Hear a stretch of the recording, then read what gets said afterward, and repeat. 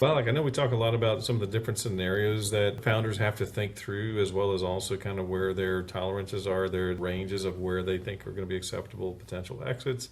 But as you think about, the three primary stages that a founder is going to go through with the business, talk about that and some of the key decisions they're going to have to make along the way, or things that they should be thinking about making along the way. Since founders have so many things to think about, it's really helpful to kind of basket them into the like what needs to be dealt with now in the early stage, what needs to be dealt with in the growth stage, and what needs to be dealt with. Maybe dealt with is not the right word, but what needs to be dealt with in the established stage.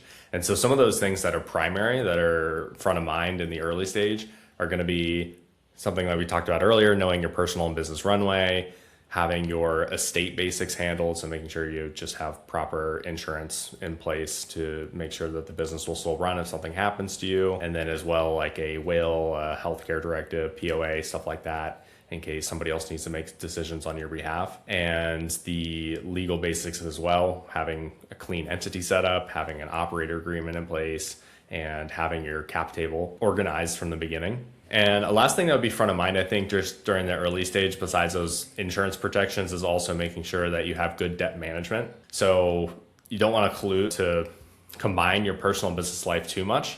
And so you want to try to not take on risky personal debt while you're already taking a big risk putting your assets into a business that could obviously fail, and then you aren't diversified well enough to have other avenues so to pay off the debt. So it's good to have good debt management, make sure you understand how your business debt works, and make sure you're not taking on risky personal debt at the same time. I think it's a great observation, because probably what we see there, right, there's that tendency to follow the same strategies on both sides of our life, where we say, hey, look, if we're going all in on black, then it's like, well, let's just push all in on this other as well. And Yep. And there can be that tendency to say, okay, I'm staying aggressive on all fronts, but that can also be a very quick trip to a lot of hardship and heartache along the way if there are no safety nets built in. Yeah, it's basically doubling the risk there if you're going to have all your assets tied up in the business along with personal debt as well that can't be paid off otherwise. Absolutely.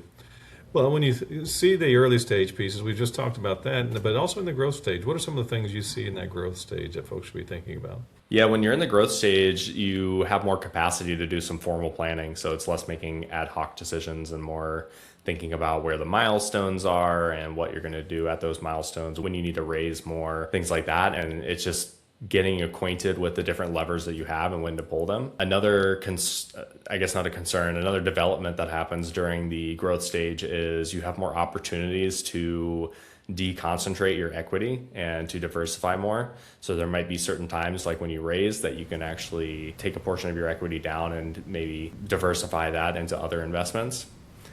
This also gives you an opportunity during your growth stage to tighten the buy-sell agreements. And I know we talked earlier about capital discipline. That's another thing that happens a lot during the growth stage. During the growth stage, there's often a lot of excess capital that is going to be deployed at different times through your runway. And it might make sense to do something with some of that capital, whether it be a conservative investment or not. And one other key thing I'm thinking of during the growth stage is that's usually a time where you have hired your key personnel, and you might want to put some key person protections in place to make sure that if something happens to those people, whether it's death, disability, or if they get poached by a competitor, that you have some protections and plans in place to account for that and to be able to replace them if needed.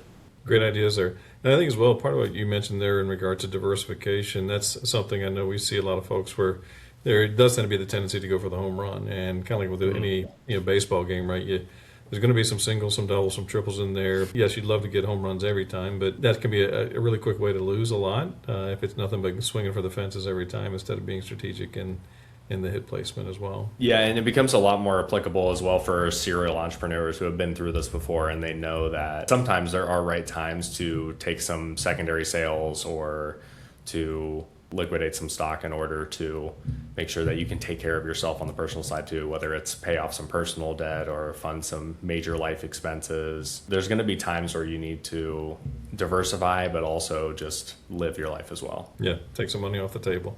Exactly. Well, also, when they get to the established stage, so they've now kind of gone through the trajectory that's given them some quick escape velocity. But what are some of the things that you see there that they should be thinking about as they get to that established stage, starting to get sort of much more renown and recognition? Yeah, so now once you're more established, you've got a lot more leeway in terms of decision making. So now you can pre-plan a lot of those liquidity events and those exits.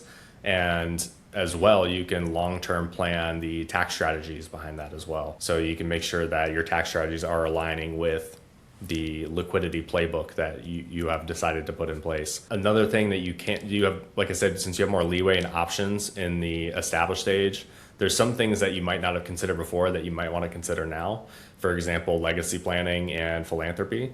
So if that's something that's close to your heart, then there are tools that you can use to amplify your gifting and using the business as well so that you can accomplish those philanthropic goals. And along with this flexibility, another thing that you can do is you can also take care of your employees more. So you could have more employee benefit programs that can benefit you as the founder as well, but can also lead to higher employee retention and employee happiness and make your company a better place to work at. And I think with that too, I know we talk a lot about some of those capabilities. When they get to that sort of 8 figures and up type of potential valuation or exit, then that may also be that right window for them to start to explore, is there a family office type of structure where they're going to start to need a higher degree of support because of the complexity that comes in with those asset and income levels. And I think it also can tie in as well with if they are thinking about an exit, and especially in that established stage, then what are some of the things that they need to take care of before they announce that they're looking for that exit, because that can significantly limit how far they can maneuver. If they've already made the announcement that we're up for sale or going to IPO or things like that, you have to make a lot of those decisions before you hit those thresholds.